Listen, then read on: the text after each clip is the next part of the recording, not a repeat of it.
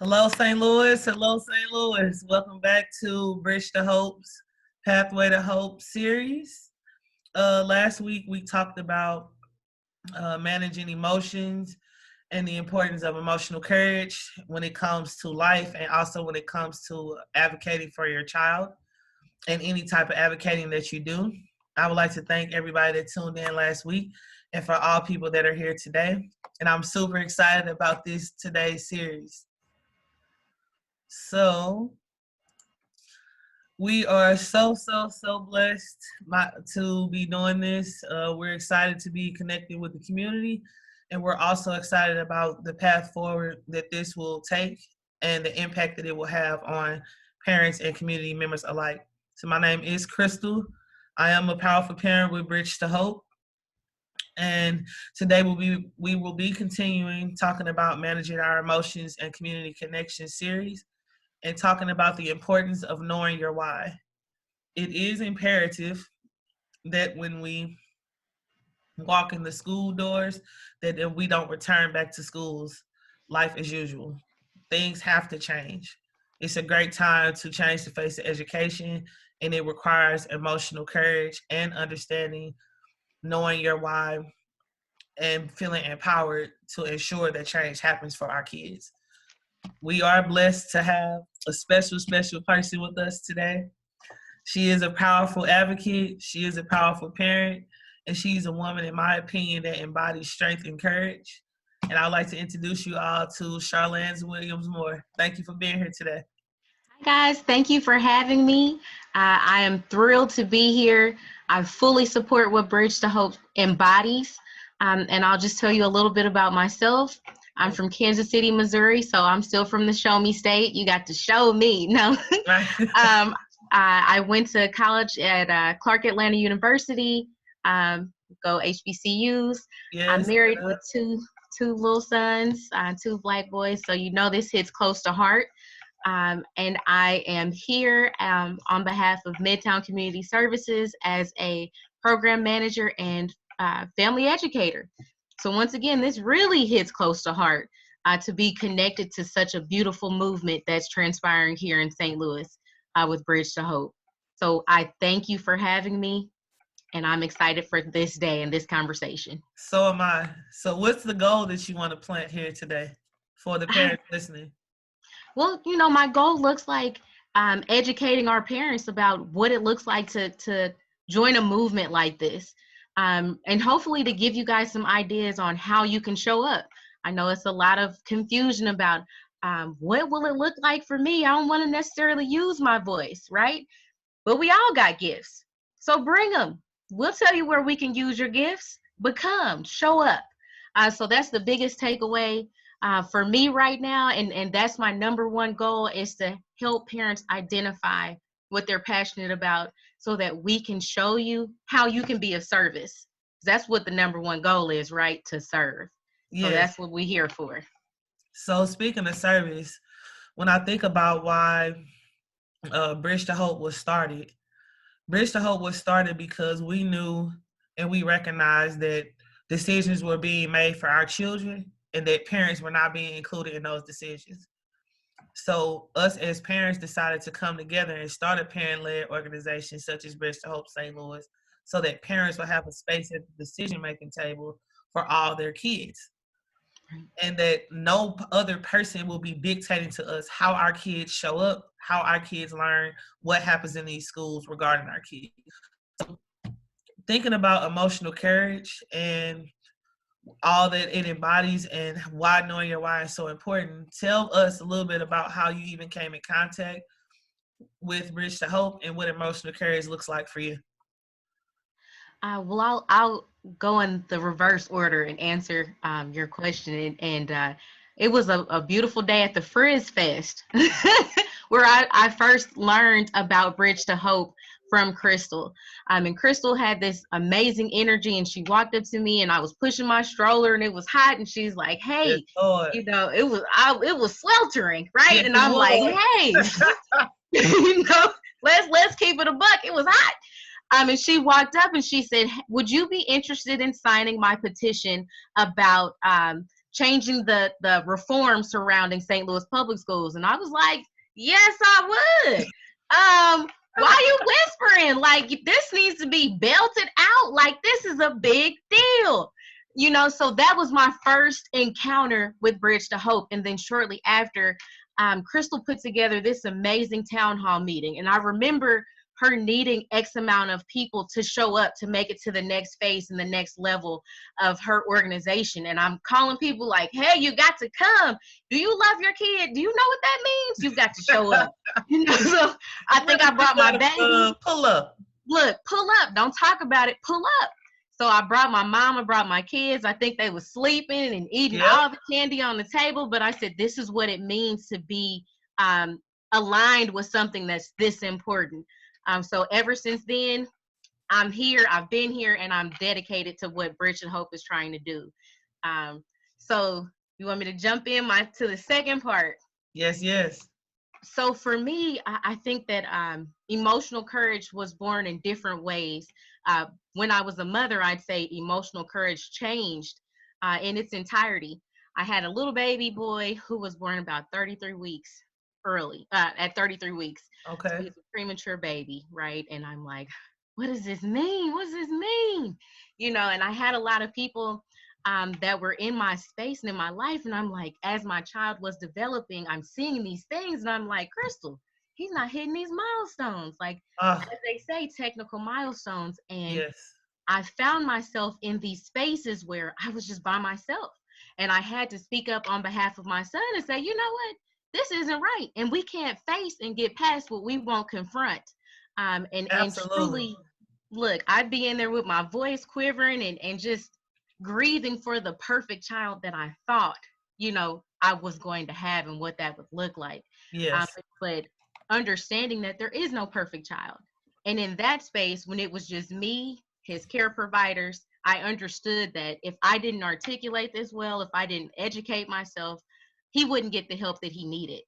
And that became my number one goal.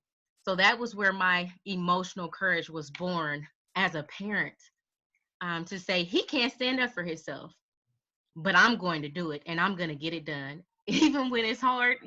Crystal, you know, motherhood, two things happen when you give birth, right? You got a beautiful baby, but you are changed forever as a parent and as a person. So my emotional courage in the parental realm was born through my child. So I think about when you just mentioned when I had my child. So when I had my son, I was 19 years old. I didn't know anything about it. I was fresh out of Job Corps, and I have a child on the way. So when I got to thinking about all that had happened to me in my childhood, the good things that happened that my mother instilled, and then some of the things that weren't so great, it helped me start navigating what I wanted my son's life to look like. Like, what type of schools do I want them in? Do I want them in sports? Do I want them in certain neighborhoods? Do I not want them out in the streets where I live? So when we start talking about some of the specifics, it ties into our topic today, which is knowing your why. Like, why does anyone go and fight for any specific thing? Whether it's education, whether it's art, whether it's singing, whether it's music. Like, why do people do? And it's important to connect our whys to this work, because this work is bigger than just our individual children. We're fighting for change for all kids. So I sent you a video by Michael Jr., and it showed the difference between a man singing a song, and when he sang it and didn't know why he sang it, it wasn't as what he asked him to sing it again, and he wrapped it up with a set of narratives that like somebody died, you're at a funeral, ocean. And when he sang that song, it touched the entire room. So when you saw that video, I wanted to know what you thought about that video. Well, when I first watched the video, and I watched it several times, right? Because I got to watch several times before I can really understand what the video was really speaking to, because it has so many layers that I was like, oh, did I miss something, right? So after watching it a couple of times, I really felt like he was able to connect the gentleman with his higher cause. He layered out the facts. He provided the context as to why the song should have more depth to it. And when he gave the man what he needed, and I guess that's what we're all looking for, what we need to find our why, he really gave us a whole different song. Both songs were beautiful, right? Both, he did great, but that second song just hit different for me. The second song I connected to on a much bigger level. I can tell you it had me in tears. Because the second Look, it was with conviction. Right. And it was in that second song where I really understood the power of failure, right? Yes. How we're learning that everything that we do is connected to a positive outcome or a negative outcome, but both outcomes yield lessons. Yes. And he learned the second time how to reach us differently, but he wouldn't have been able to do it if he hadn't had that first song. I agree. So that was my biggest takeaway. And I was like, whew, you know, Cat Williams trying stuff don't work. So, you know, so just really being okay with trying stuff sometimes as parental advocates and being like, okay, let me tweak this approach. How can I pull this out? How can I pull what's on the inside out? And I think that he was successful at pulling what was on the inside of the gentleman out. So when we think about movements, right, we said it's the parent movement and we want parents to be champions for their children. How do we reach the uneducated parent, the parent who maybe the school failed them too and they can't read either? Or maybe they don't know what they don't know, so they don't know what to ask. How do we get somebody to at least have the emotional courage to say, I don't know what I don't know, but I want to learn? You know, it is about being transparent on all accords, on all the fronts, and saying, I get it. You know, we're going to walk this down together. I don't have all the answers. And if you come to me 99% of the time, I'm going to tell you, I don't know it all. Let me figure out how to get access to that information, right? Because as we know, there's no dumb question. And any parent that isn't necessarily educated won't feel comfortable in those spaces to speak up. And I'll share this story into the conversation. I had a conversation with my son's principal, and I was feeling a little apprehensive. And I invited Crystal to come into the space. And when Crystal entered the space, it changed the entire flow of the conversation. And I was nervous, right? I'm a parent too, you know, and I'm used to advocating for other people's children. But when it came time for me, you know, to have someone to show up for me, Crystal did that with bells on, you know, and it was a powerful moment to feel supported.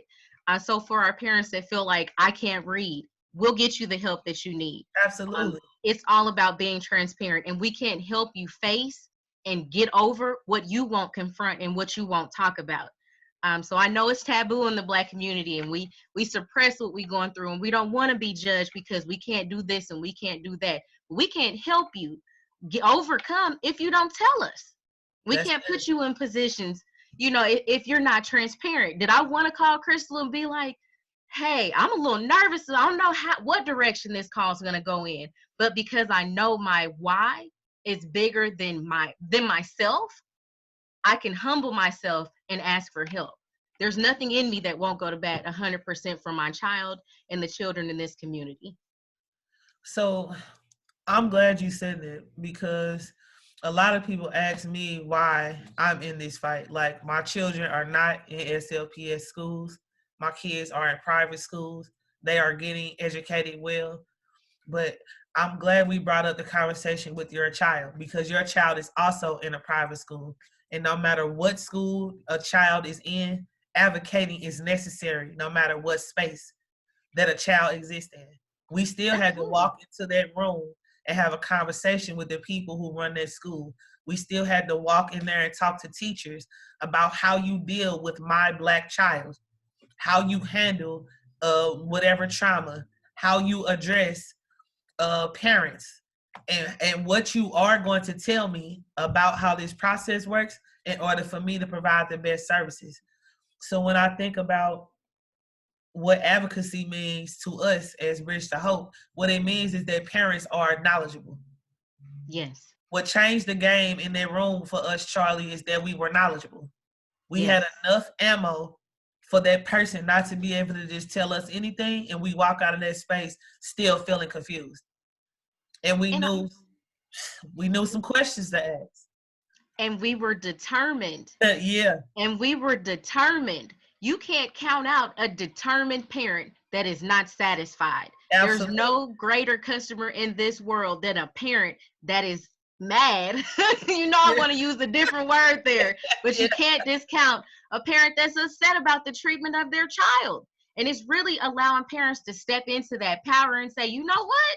I'm not happy. And you need to know that I'm not happy. You need to know that I know we deserve better than what you're trying to dish out to us. And I'll extend this conversation to this. Bridge to Hope has showed up for numerous of the clients within Family Pride. There hasn't been a time that I've reached out to Bridge to Hope where Crystal was not accessible in helping me understand the next steps to get that parent to true advocation for their child. So, like I said, the education might not always be as formal because I don't have all the answers. That's We right. will find those answers Absolutely. that you need. And, in order to be successful at this advocation thing. I can tell you I'm grateful to the Bridge to Hope team because there's things that my team members have shared with me. There was just spaces that I didn't know anything about. For special needs children, there are real laws that are not being followed. There are IEPs that are not being implemented. There's the IDEA Act that a lot of parents don't know about. There's so many layers to what schools should be doing. And the more we dive in and become so knowledgeable about it, that is the information that we want to give out to parents. But when I think about why we even decided to get in this fight, my question to you is, why did you decide to get in the fight? And how does your why help you stay fueled in the fight that we're in? Um, growing up, I was fortunate to see a people's champion, which was my father. He was a criminal defense attorney for 40 plus years. And as a child, I didn't know what that meant, what was on the line. Yeah. So, the fire was in me all along, and it was always in me for our people. And as an adult, I've just seen that fire extrapolate because I'm not happy with what's happening to our people and in regards to education. There just seems to be so many disparities in between the kinds of education minority children receive and other children that have access to better zip codes to live in. So that is the fuel that keeps me going. And it is the hope that someone will also pick up this mantle while we're educating families, and Bridge to Hope is coming to Midtown and having these conversations.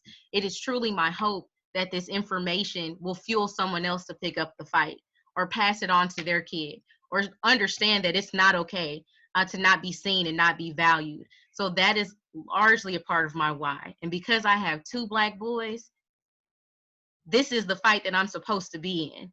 I have a dog in this race. And I understand how many of us have so much at stake. And the time to do what's right is now. So it wasn't so much a choice for me. But if we look at the news and we know what's going on in regards to our young Black men, we all know we have to pick up the pieces and use our gifts to make it make sense where we can. So speaking of gifts, I think about how we're not asking parents to come in with the same level of passion that we may have. What we're asking you to do is to connect to what helps you in your heart want to do everything right by your child specifically. And then take that same fire and go and come and join with other parents to fight for equity and access, quality, and great schools with great academics, with teachers that believe in your children in every school. These things are not even super complicated. What we're learning about this process is that there's a stigma out here that makes people believe that Black people, Black and brown people, do not care about how their children learn or where their children go to school.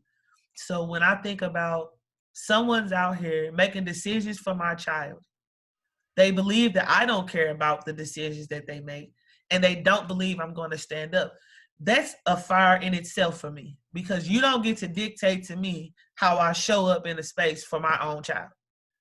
And you most certainly don't get to say that I don't care about my own child when it's the child that I carried for 9 months.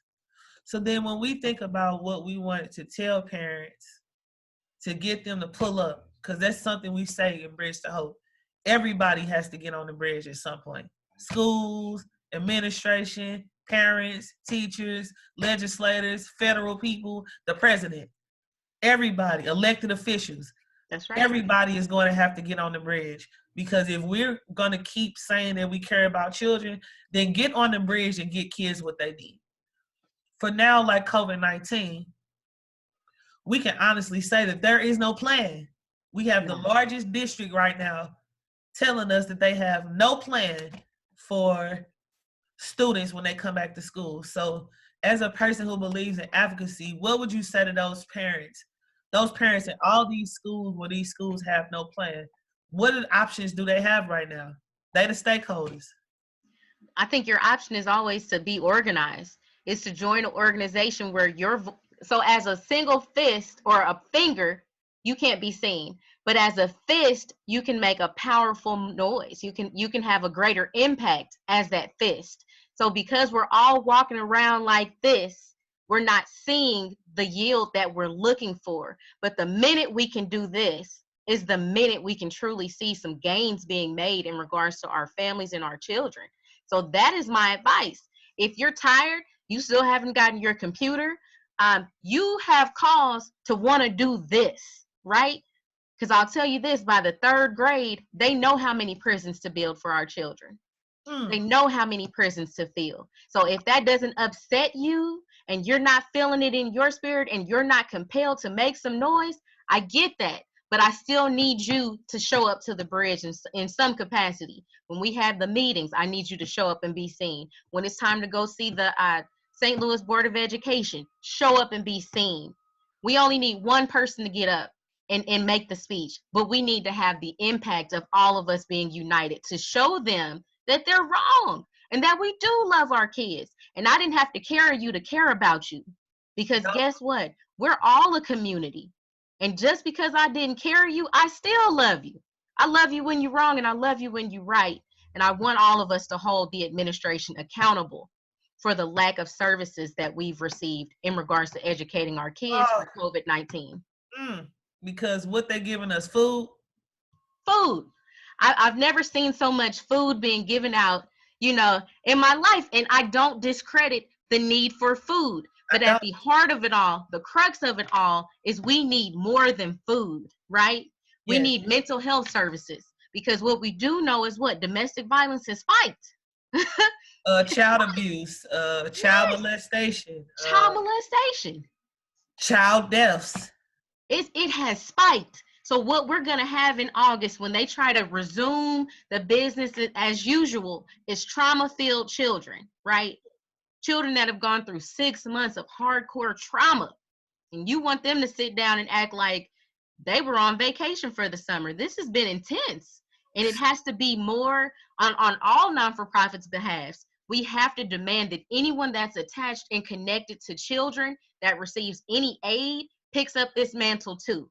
You have skin in the game when you take funds that are allocated for public school children or children at large to make this connection, right? So that means maybe everybody's paying for ABC Kids, but you've got to get these wheels spinning. If St. Louis Public isn't doing it, we don't have to wait for them to get it done, is the point. Unify non-for-profits. Everyone can do some collaboration work at this time. And I think that's one thing that us as organizations should be doing. We need to get on the bridge with each other. We're connected to different bases of parents. We might all have different goals, but the main goal is to build up the child in a way where that child will succeed. And we should all be pulling in our resources together and talking to parents about how they are the stakeholders. You don't walk back in that school and accept what they've been giving you for the last 40 years.